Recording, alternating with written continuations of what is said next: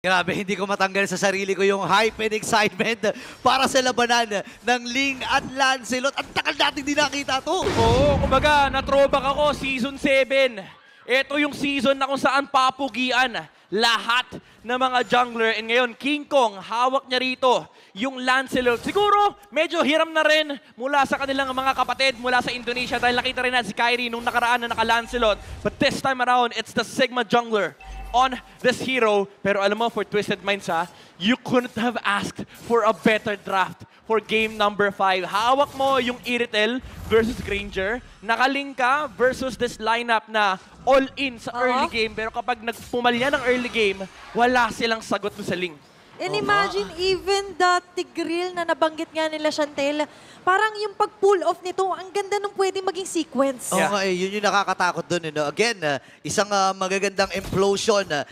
Madalas na natin nakikita kay Escalera noong mga panahon na ito talaga ay ginagamit niya. At masasabi ko na comfort sa comfort pa ang hawak ng Twisted Mind dito. Bukod siguro dun sa back siya, hindi ko sure kung ito ba ay parte talaga. And gusto ko yung sinabi ni Midnight, flex complex talaga to. Tinulo. Ano kumbaga may juggling ng pros and cons for the Tigreal pick. Siguro ang naisip dito ng Twisted Minds is at least malilimitahan nila yung pwestuhan nung jungler tsaka nung gold lane. It forces the Purify from Kelra. That means na free access yung Ling onto the Granger. And also, kailangan mag-double down dito ng Onyx Philippines talaga na makuha yung early game. Kasi if hindi, lalabas lang tayo sa punto ng game na yung Iritel ay sobrang hirap patayin. Kaya pag tinignan mo yung lineup dito ng Onyx Philippines, wala na nga sila sagot sa Ling, wala pa sagot sa Iritel. At ngayon, hahabol sila, James and Escalera, of the 3 members. Kuna talaga. Naku, tinamaan din ng stun na Brusco ay nakakuha ng kill. Habang Tempest of Blade, nabitawan ng Aren. Tumama isa. Ay, grabe naman. Hinto. Nasakto at napatigil. Itong si MP the King, si Hajizi ay kailangan ding lumayo. At ang Onyx ngayon ay kukontrolin na at kukunin itong unang Lord ng laban. Sabi ni Turtle pa lang. Mainit ako eh. Wait lang. Even Onyx, sobrang init, di ba? Imagine, before the Turtle, dalawa muna kikitilin. Sabay atras, kuha ng objective. Yeah, kailangan talagang mag-init dito ang Onyx Philippines kasi again, yung concept ng kanilang lineup ay all-in early game. Meron naman silang damage scaling with the Lancelot as well. Pero ang context kasi dito, no, for Onyx Philippines, laban kung laban. Kung mag-farm ka, wag na lang kasi lugi ka sa farman laban sa Twisted Mind. So pressure is everything here for Onyx Philippines. Kaya nila kinuha din yung Khalid para ma-amplify yung rotation nila, yung team fight ability nila with the damage mula dito kay Brusco sa early pokes, pati na rin yung Raging Sandstorm. So maganda yung lineup dito ng Onyx. They're equipped to deal with the team fight of the Eve, of the Tigreal. Ayun, kay pag 1v1 Kaya na Brusco ay nandun. Aabutan ba? Ang bilis tumakbo dito ni Outplay. Nagamit niya yung kanyang sprint. Pero Super Breeze, binibitbit si Escalera. Hindi tumama rin yung Sandstorm. Buti nilang iwalang mga minions doon. At mapipilitan mag-recall. Wait lang! Lang, boss! Nahulit na dali. Itong si King Kong. Ngayon naman si Kirk. Pwede pa isa. Mag-iintay sa target natin ng Twisted Minds. To the rescue na rin si Brusco. Nakaikuha na ng kill.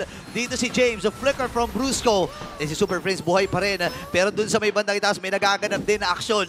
Grabe, no? Yung nasabihin na natin cross-map play dito para sa Twisted, hindi sila pumayag. Na ganuin lang sila, kahit na-exhaust yung flicker doon sa may top lane Eska. Kumbaga, kahit paano dapat hanap sila ng trade. And for King Kong, dapat mag-ingat sila doon sa mga ganong klaseng trade, especially if siya yung mamamatay. Kasi winning condition dito ng Onyx Philippines sa tumabay Lancelot. And ano naman yung pwede natin makuha dito onto the stats for MPL Philippines all-time hero stats to ng Lancelot. Ngayong hawak to ni King Kong. Ano yan? Binuwat ni Carl TC yan. Binuwat ni Carl TC tsaka ni Irad. Yung nga pala. yung mga Lancelot na birahan nga pala. Mga Lancelot main. May GC kami niyan. May bagong GC tayo na nakikita dito Di pa Thursday pero nag-throwback at bumalik nga ang isang hero which is ang isang Lancelot. Pero going back, tama kayo sa formation na mas more on team fight pick-off ang target ng Onyx.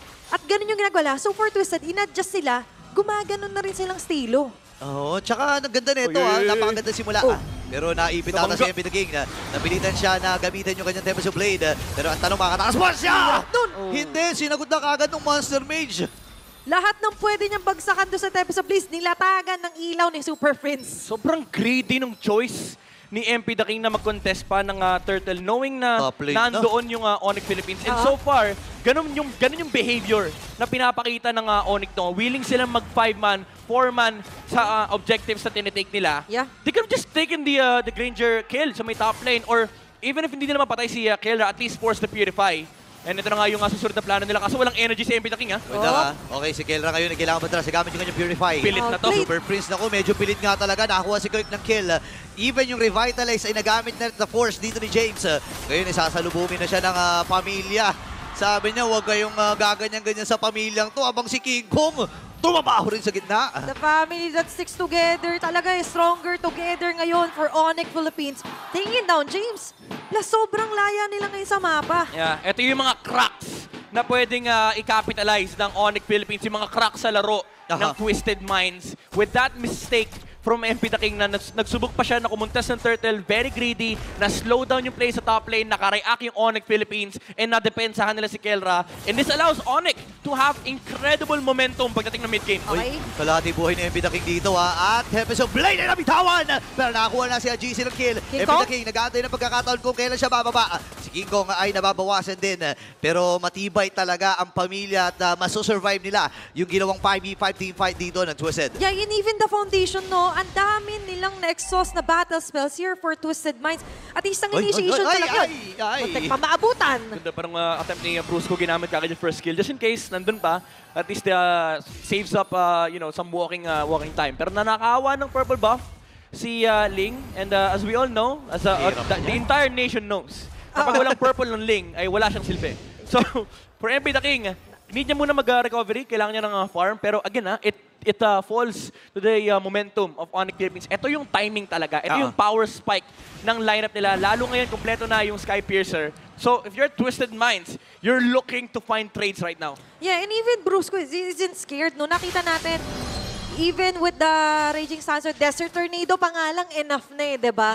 Yung ganong klase mga pagsilip, masakit pa. Nako, speaking of masakit, tatlong pagong ay makukuha dito ng Onyx Philippines. At napakahirap nito. Kung maalala natin, regular season, lahat ng games na ipinanalo nila ay talagang snowball sila pagdating sa early. Oo, kumbaga kung may record lang tayo ng win rate ng Onyx Philippines kapag nakukuha nila yung tatlong pagong, napakataas niyan. Sobra. PNC lang ata tumalo sa kanila niyan. At nagre-reflect din yan sa ating gold leaners here by BPI. And with the gold, enough na rin yung pambili nila in terms of damage dito na nakita talaga natin nagre-reflect, nanunuot sa mga members ng Twisted. Yeah, ang hirap nito pero hindi pa rin naman imposible. Twisted Minds, again, ito yung sinasabi ni Midden kanina na may kondisyon yung kanilang lineup. Hindi na nasagutan yung early ng isang ling or yung snowball ng isang ling.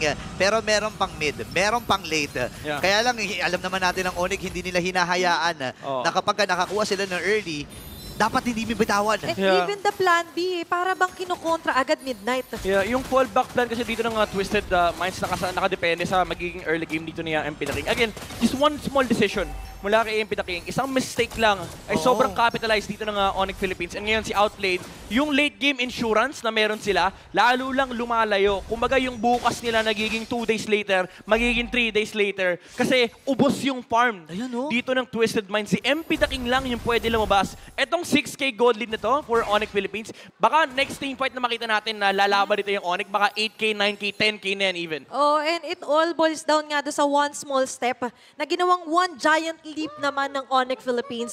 By taking down MP The King that early, sobrang na-deny na nga nila sa jungle, na-deny pa nila dito sa control sa mapa yung Twisted.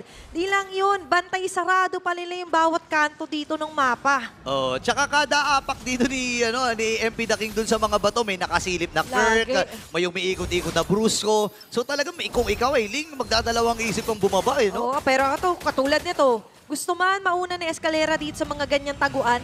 Pero it's a bit too late kasi nandiyan na nga sila Kirk. Tapos pagpasok pa lang nila kay Kirk. Ang hilit ng buhay. Oh my gosh, grabe din Sonata. Patay kagad ito nga si Outplayed at mababasag na rin nila yung Torres sa gitna. Nahihirapan na ang Twisted Mind mag-react. Grabe no, simulan mo King kung tatapusin ko. Galing ang ball! At ngayon, tinatapos yung mga buhay din nila. Grabe naman yung ratsyada ng mga bullets dun. Aray! Mabawi ata si MP The King mapapatay din si Kera. Tatakas si MP. Pero bumaba kasi yan. Alam nilang bumaba Alam nila and King Kong ay nakalinis din. Nakakuha na ng kill. Pero patay si Kelra, malaking bagay yun.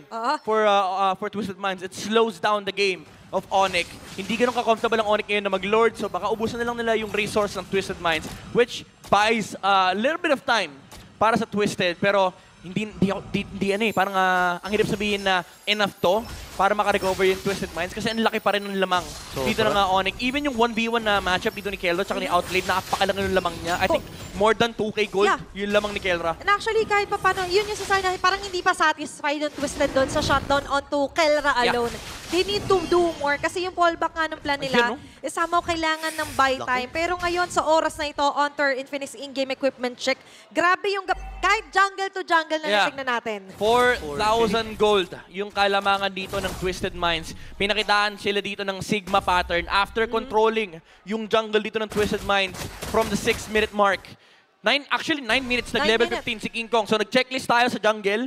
Ngayon yung mid-game spike ng Onyx Philippines, yung gusto nilang i-check next team fight. And 11 minutes into the game, nabuo na rin yung Ayun, Blade of Despair niya. At ngayon, grabe yung agod ng mga Thorn Throws niya. Oops! Even si James natutulaw kagad, napilitan, nagamitan yung kanyang Revitalize. Ayun yung haharap. Ayun, si Kera, pokes lang ang binibitawan. Super Friends, sinasalo lamang niya yung damage from Hat JC. Mapoprotektahan ba nila yung Torres sa gitna? Yes, sir. Pero may next wave pa ng minions. Ipipilit ba ito ng Onyx Philippines? Wait lang, si Brusco at si Kirk. Umaabanti na rin at matagumpay na pagbasag sa gitna. Another wave of defense para sa Twisted Minds. Pero Onyx Philippines, kita mo naman, tuloy-tuloy lang yung pag-abante ng mga wave na dala-dala nila. Nagpa-farm pa nga si King Kong eh. Oo nga eh, tinawag na siya. Pre, pwede na tayo King Kong! Si King Kong! Naku, tilahin na nakakapirmahan. Mamamatay ang dalawa. Magiging tatlo pa nga ba? Nakabawi din. At si MP na lang ang natitira. Ang pamilya ay sumisigaw na dahil sila mag-advance sa next round. The defending champion will still stay ngayong playoffs as they eliminate Twisted Minds. Oh my gosh! Sino nag-akala? Sino nag-expect? Pero sa huli, ang pamilya pa rin ang mananaig. There can only be one king na magre-remain after this match. It's going to be King Kong from Onyx Philippines. Yep, the super family reigns over the twist mula din sa Twisted Minds. Pero pinakitaan tayo ng magandang laban accordingly. Twisted Minds, malupit. Ang kanilang pinamalas dito laban sa Onyx Philippines. I'm pretty sure maraming kinilig na fights dito from both sides. Especially sa Onyx. Even for them, di ba? It wasn't an easy, sabihin natin, journey. But still, ngayong playoffs, Twisted Minds definitely put their mark dito sa Season 15. And they did a great job forcing that match 1 onto a game number 5. Grabe, sobrang saludo ang ibinigay talaga ng lahat ng minds dito sa Twisted Minds at napakatinding performance. Kaya nga yung mga international teams at international mga nanonood, kinakabahan na rin eh. Kabahan ka talaga kasi imagine mo from the gap ng regular season to this, grabe. muntik paduguin ng Twisted ng Onyx. And with that, nakita na nga natin ang tunay na lason ng Twisted Minds. But Onyx Philippines, with the OG lason, mararating ang position nila sa ngayong Season 15. Pero punta muna tayo sa ating mga hosts onto the Champion Arena.